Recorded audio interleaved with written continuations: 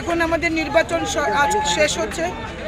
ভারতবর্ষের বৃহত্তম যে নির্বাচন, লোকসভা নির্বাচন, ইতিমধ্যে আমরা দেখছি এই দেশের বিরোধীরা এবং এই রাজ্যের বিরোধীরা তারা আমাদের সরকারের বিরুদ্ধে অপপ্রচার করছে, তারা আমাদের দেশের প্রধানমন্ত্রীর বিরুদ্ধে অপপ্রচার করছে।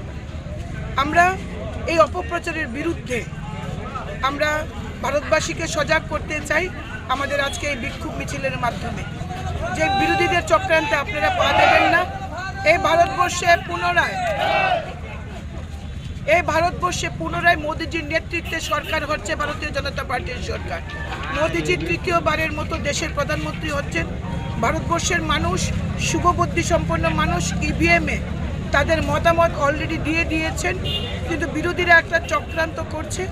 এই গণনাকে, আগামী 4 তারিখের যে গণনা, এই গণনাকে তারা কার্যতভাবে একটা ভুল মেসেজ দেওয়ার জন্য তারা বিভিন্ন অপপ্রচার করছে।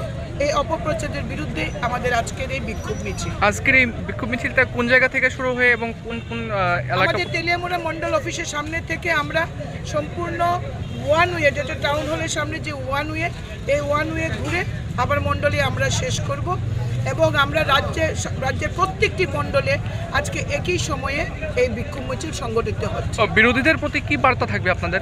আমাদের একটা কথাই, ইস বার 400 পার এবং ফির একবার মোদী সরকার। মোদিজি আবার দেশের প্রধানমন্ত্রী হচ্ছেন।